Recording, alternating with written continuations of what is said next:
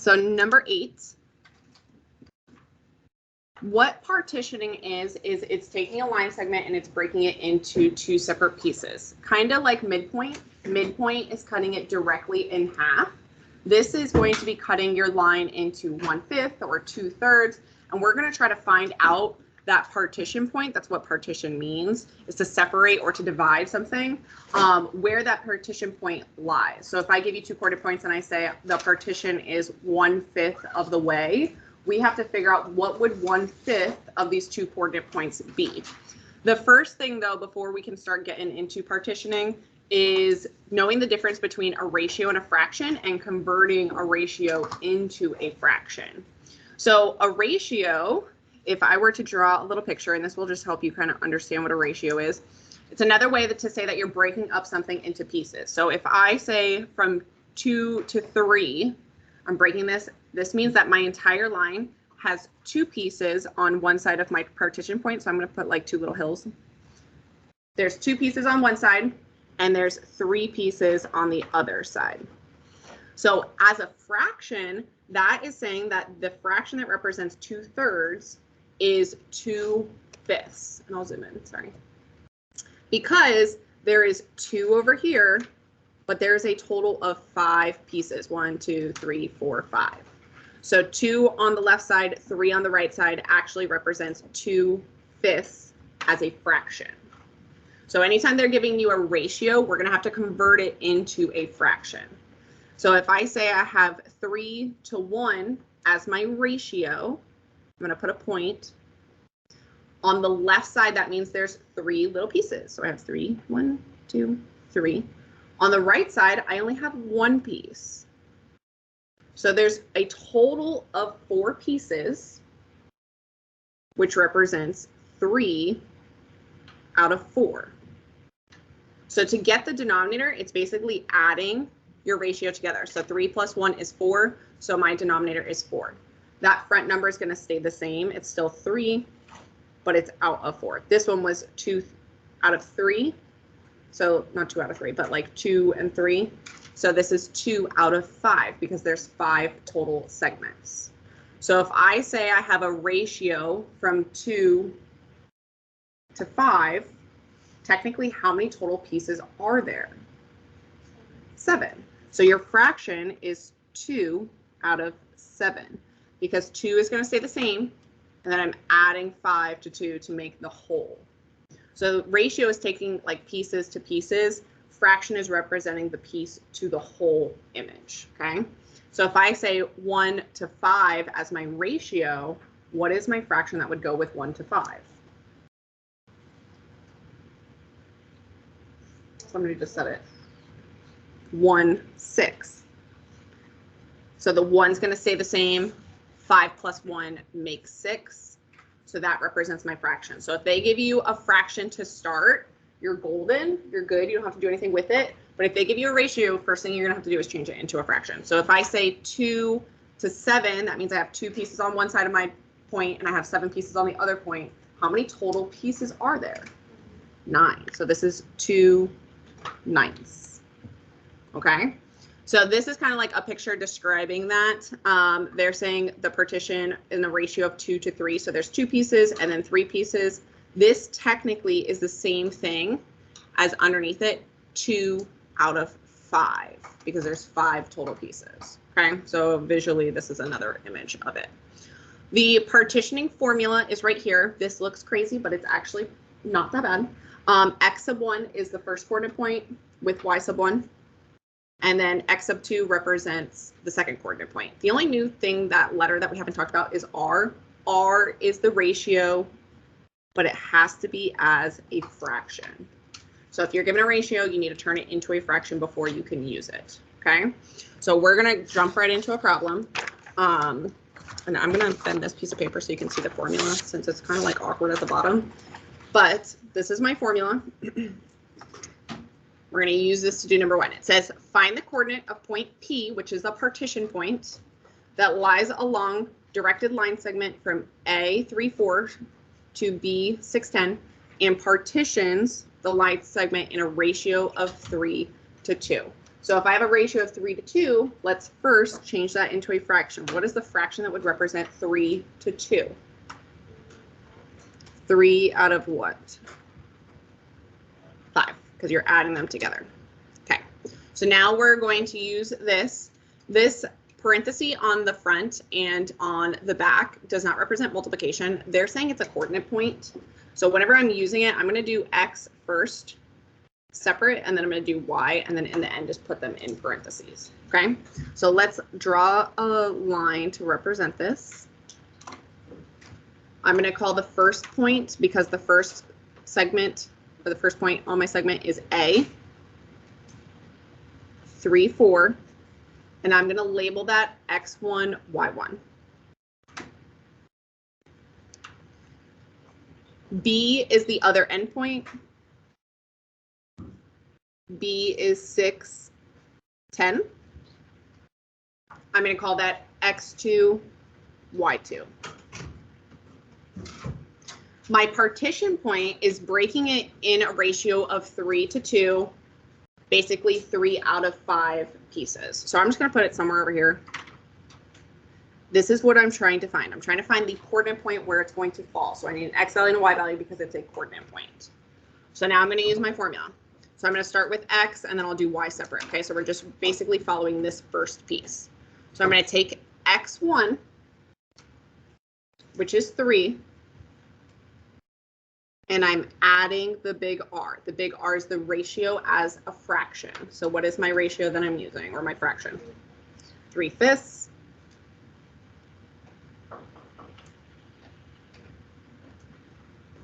And then in parentheses, I'm taking x2 and I'm minusing x1. So what number am I using for x sub 2?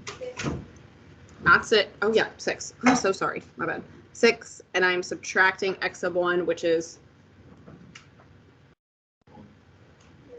3. That's y sub 1.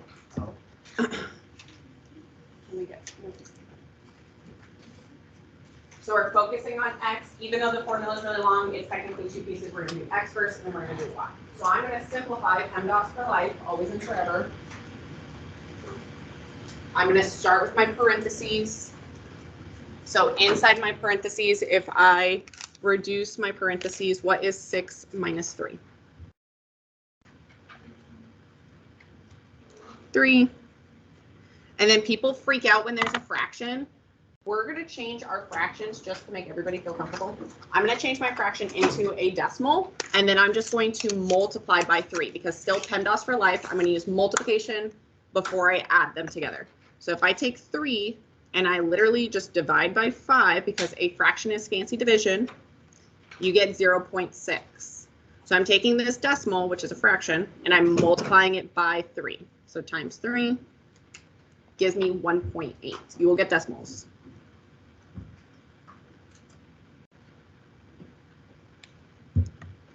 And if I add those together, 3 plus 1.8 is just 4.8.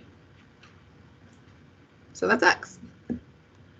We're going to do the same process for y. It's always going to be the first that you're going to start with. You're adding the ratio multiplied by the difference. What's up? So did you already multiply 3 bits? Yeah, so I did 3 divided by 5. I basically turned it into a decimal. And then I'm going to multiply it by 3, which is 1.8. You could make 3 into a fraction, do 3 over 1, do 3 times 3, which is 9, 9 divided by 5. But people see a fraction and then they're like, let me just close my eyes and go to sleep. Okay, so the easiest way to do it is just change it into a decimal. You're allowed a calculator. This is not middle school. It's not elementary school. You're not not allowed to use something. Okay, so use the calculator to your advantage. Don't hurt your brains. So now we're going to do the same thing with the y. So y, I'm always taking the first point because this is my starting point. Taking 4, I'm adding the ratio as a fraction. My ratio as a fraction is 3/5. In my parentheses, I'm doing the difference from the further to the closer. So I'm doing 10 and I'm minusing 4.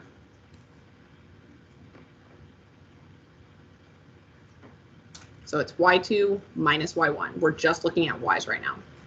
And I'm going to do the same thing. I'm going to simplify. Start with parentheses because PEMDAS for life. 6.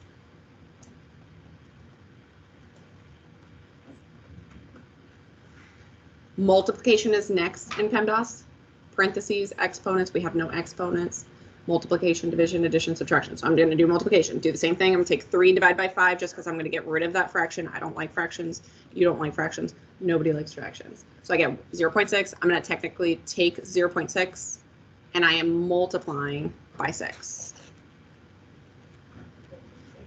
3.6. And then I'm going to take 4 and I'm going to add 3.6 together. 4 plus 3.6 is 7.6. So this partition point is at 4.8, comma 7.6. Most of the time it'll be decimals. So when you get a decimal, don't freak out. So it looks really long, but you're technically separating your formula. You have x's and then you have y's, and then in the end you're putting it together in that extra set of parentheses. And that's why there's also a comma, because it's representing a coordinate point.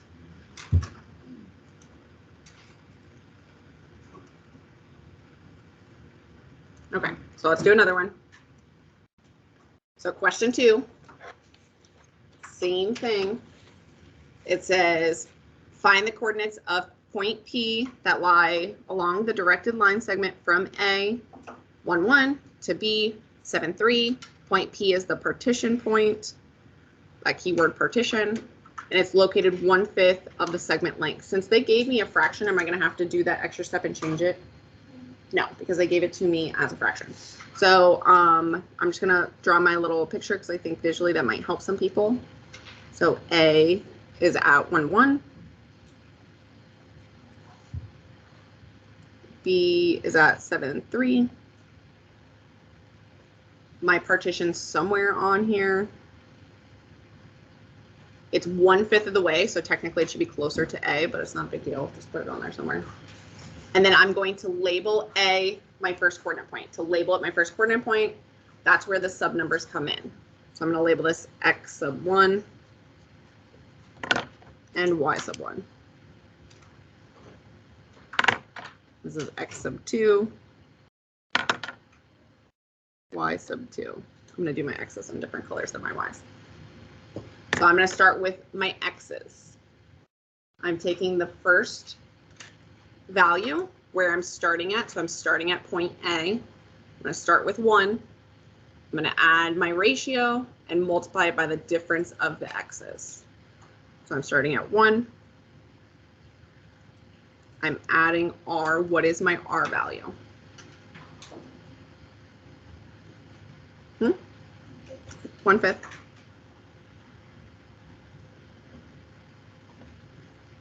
And then in parentheses, it's the further away x minus the closer. So I'm doing further minus closer. So I'm taking 7 and I'm minusing 1.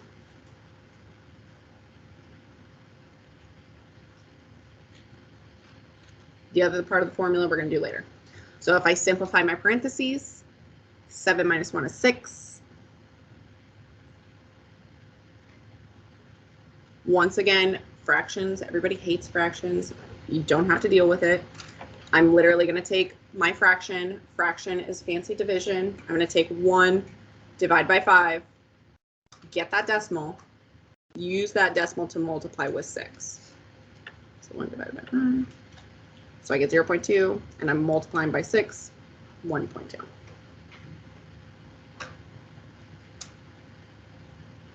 And then 1 plus 1.2 is 2.2. Nice.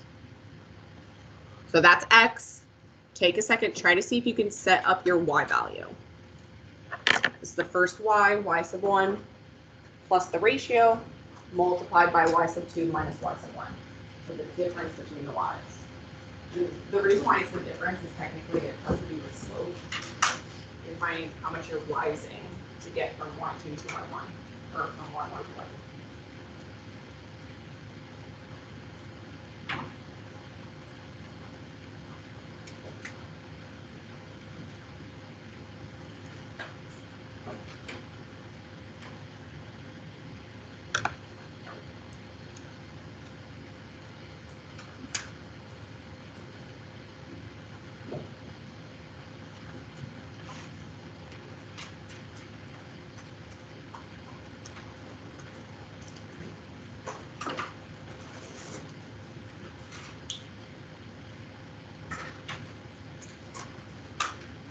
So you're taking your y as 1, you're adding to your ratio, and you're multiplying by the difference. So this is the way you should have set it up.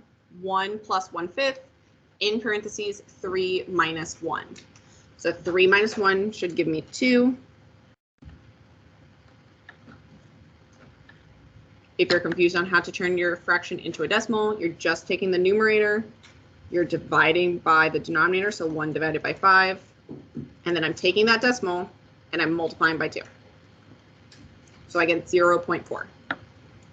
So if I take 1 and I add 0.4, 1.4. So your partitioning point, so your partition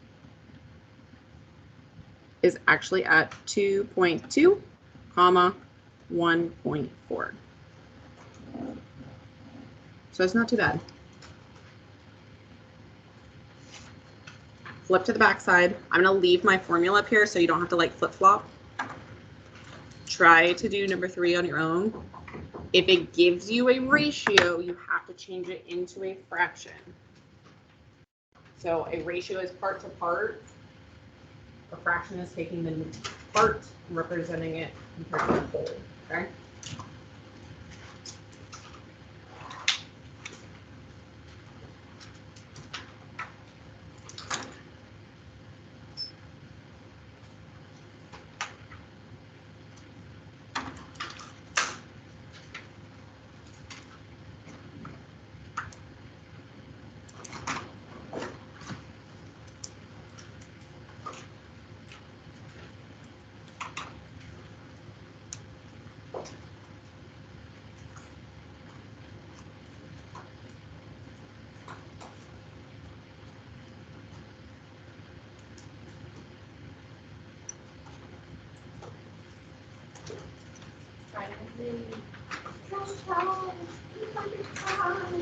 The last thing on your test, and then we're going to start reviewing. Test is on Wednesday.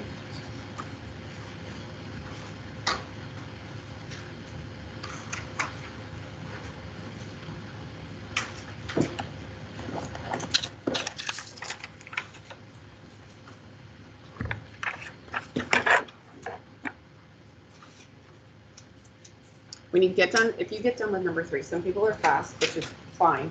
Skip number 4. Don't do number 4 right now. They're like, I don't know, number 3. So they were like, hey, does anybody else have a single side?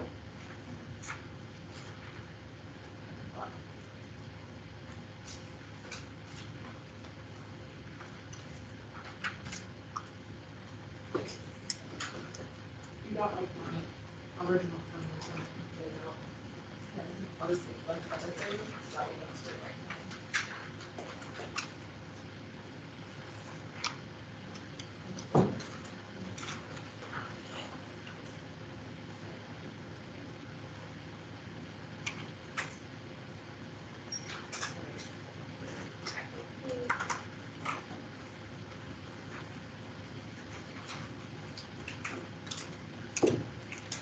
So if you're worried about your ratio, if it's correct before you start doing math, if it's 2 to 3, what is the fraction? 2 over what? Over 4? 5, thank you. 2 over 5. Don't worry about this. It says find the endpoint. It's supposed to say point. I meant to cross it out. So don't stress about that. You're doing the same thing.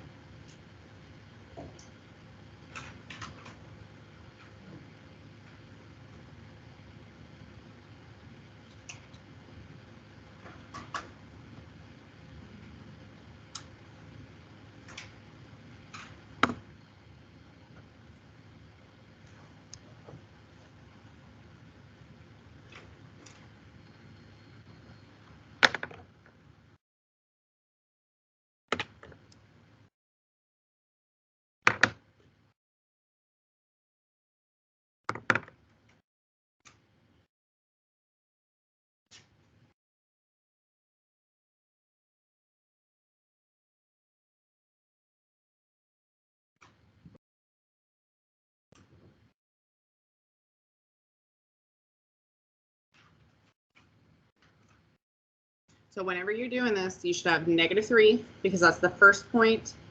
You're adding the ratio. which is 2/5, multiplying by the difference, 1 minus -3. If you're minusing a negative, technically what are you doing if you're minusing a negative? You're adding. So you can just make that into a plus sign because you're subtracting a negative number. So you don't have to show that step, but I'm going to show it because it's still a minus, but you are now minusing a negative. Minusing a negative is really adding. And if you use a calculator to literally say 1 minus -3, your calculator will know that they are adding together.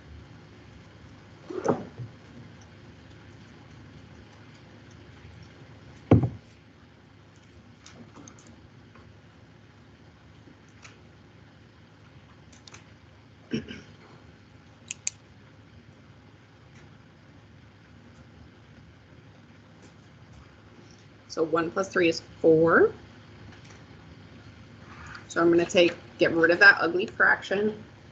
2 divided by 5. That's how you get rid of this fraction. 2 divided by 5, a fraction is fancy division, is 0.4.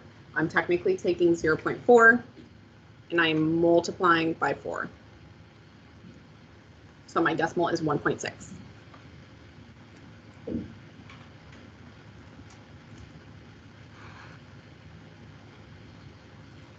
And then I'm going to take -3 and add 1.6.